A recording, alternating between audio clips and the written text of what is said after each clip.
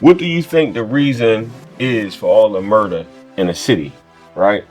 And what do you think the first plan of action should be to fix it? Poverty is always, number one root of violence in our community. Mm-hmm. You know what I'm saying? Like people not having, the ability to up and just leave.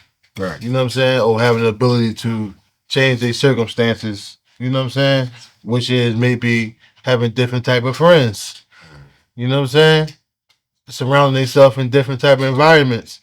So I think that's like key because I noticed, you know, people I know and grew up with, when they got the chance and the opportunity to change their circumstances and the people that they hung with, Yeah. they became well off. They ain't fall victim to the same, situation that I fell victim to. Right. With going to jail, you know, they lost homes because we all grew up together, but they ain't lose their life. They ain't throw their life away. Yeah. They part of individuals who go to work every day and take care of their family because they had that opportunity maybe to go to college or the Job Corps.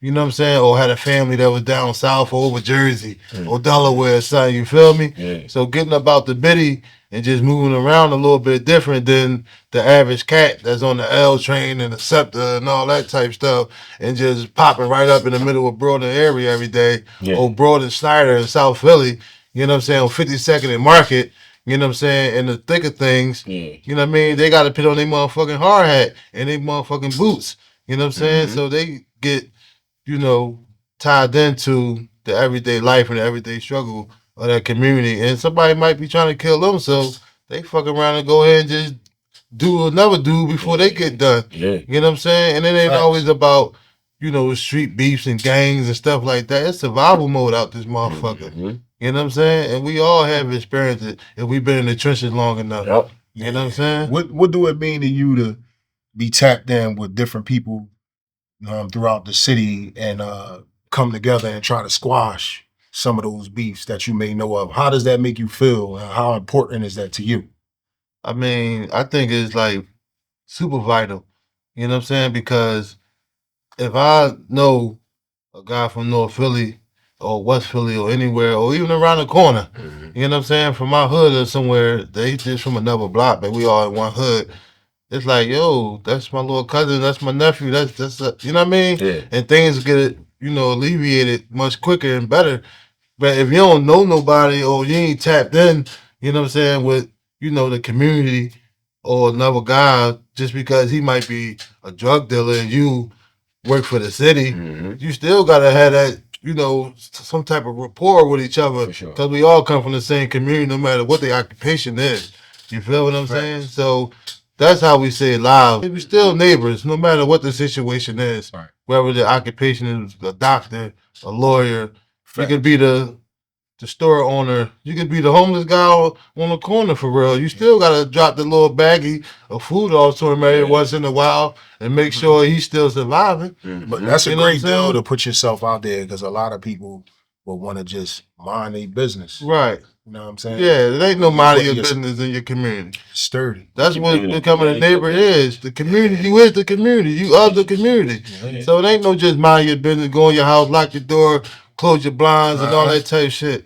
You feel me? Because while you all young and ferocious at the moment, you gonna become older. You gonna be that same one with them young boys. That need help Go with ahead, the get the fuck out the groceries. street, driving fast. Or on you your might need asses. help with the groceries. Or that too. You know what I'm saying? Your Anything. grass cut. I done had to go in one of my neighbor's house. He about 60-something years old. He ain't know how to turn the TV on.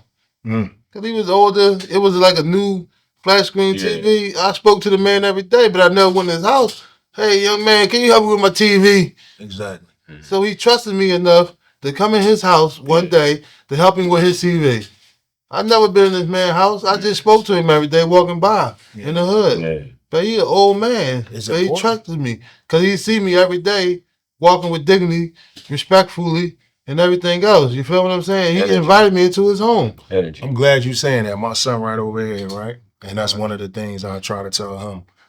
Speak to the people in your community. No doubt. This is the community you live in. You see the older people, you know what I'm saying? Even if you feel as though that they're not receptive with the energy and you don't feel like the first line of respect is acknowledgement. No doubt. Sure. How you doing? How you feeling?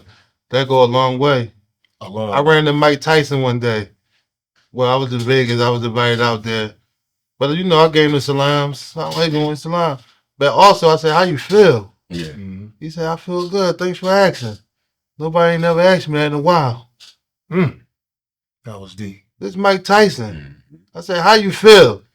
You know how that went? A long way. Now I'm invited to the next situation, to the crib, and you know what I'm saying? Yeah. We got a personal, you know, relationship now because I asked him all of that. It's Mike Tyson. You give two fucks about me, he a billionaire, millionaire, whatever. Yeah. But I asked him how he feel. After I gave him the salams, a lot of people just get salams. Sound like them. They don't got no substance. How does brother feel? Yeah. How does sister feel? You know what I'm saying? They might not be feeling well at the time. Yeah. So that went a long way with Mike Tyson. You know what I'm saying? Me just asking him how he feel. Right. Then it was just like, damn, you know what I mean? Yeah. Even though I knew the people that surrounded him, his family, immediate family, but now me and him have a rapport. Because all about me asking him how he feel. Acknowledgement. Yeah. It goes a long way. No doubt. It goes a long way, man. Yep. So let me ask you something that's deep, you know what I'm saying? You know, you was incarcerated when your son passed away, and I'm sorry to hear that. Thank you. You know, what words of encouragement you can give somebody else dealing with that similar situation right now? Because you went through, you know what I'm saying? And maybe this can slow people down from some of the things that they could be thinking about getting themselves in because they won't be around for important moments. I mean, the best advice I could give is, you know, always know that you're not in control of life and death. You're not in control. You have a choice whether you want to live or die because you got such thing as suicide. You feel what I'm saying? Like one of my homies, his son passed away from cancer as a kid, you know, a child. Yeah. And he went to his son's grave and killed himself 2 weeks ago. My homeboy from DC. You feel what I'm saying? So you got a choice, but you're not in control. Yeah. Because he could have easily shot himself and survived. Yeah. This guy wanted him to survive. For sure. You feel what I'm saying? But you're not in control of life and death. So always keep that in your mind, that you're not in control whether you're going to live or die or who's going to live and die. You feel what I'm saying? So my advice to you is like, you know, to anybody that might be going through that and lost a son or a child or, you know, any type of, you know, relative, is that you're not in control and just, you know, be spiritually, you know, inclined to whatever, you know, your religion may be. You know what I'm saying? And, you know, hold that close to the vest. Yeah. Even though you might not wear it on your sleeve every day, because I don't wear a kufi stove every day, but I'm definitely, you know, spiritually in tune into my religion. And, you know what I'm saying? So that's like the ultimate, you know what I'm saying, for anybody. Or even what makes you stronger. It might be your family, your other relatives, or whatever it may be. It might be sports. It might be anything. So just, you know, for me, the music, you know what I'm saying, the entertainment business is my therapy. That's what helped me cope with the loss of my son. I lost relatives too. I lost one of my closest little cousins, my little cousin Daoud, my uncle Daoud's son. You know what I'm saying? So I lost him as well. And this is, you know, my uncle was doing 10 years in the feds. I got him under the wing every day. You know what I'm saying? Making sure he was good. He was able to navigate these streets, you know what I'm saying, without no hiccups. Yeah. You know what I'm saying? So I lost just more than my son. I lost a little cousin who was like a little brother to me as well. You know what I mean? I was at your son Janazza, man. Okay. One of your family members actually asked me to come and videotape.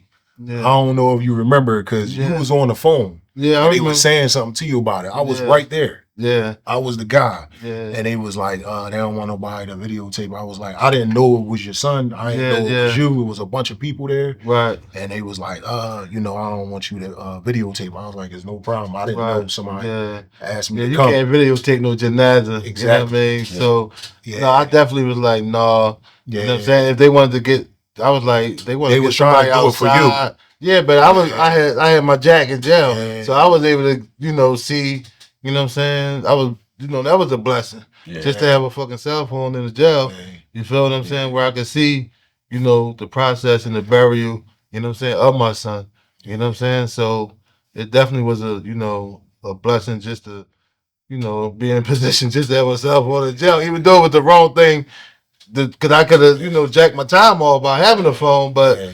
you know what I'm saying? I had to do what I needed to do, you know, just to, you know, to see that process because I wasn't there in the physical, but you know, I was there to see it all the way through. You know what I'm saying? Because I appreciate you sharing that with us, man. Yeah, no doubt. You know, And you know, remember that life's a gift and death's a promise, man. Yeah. You know, that's major right there.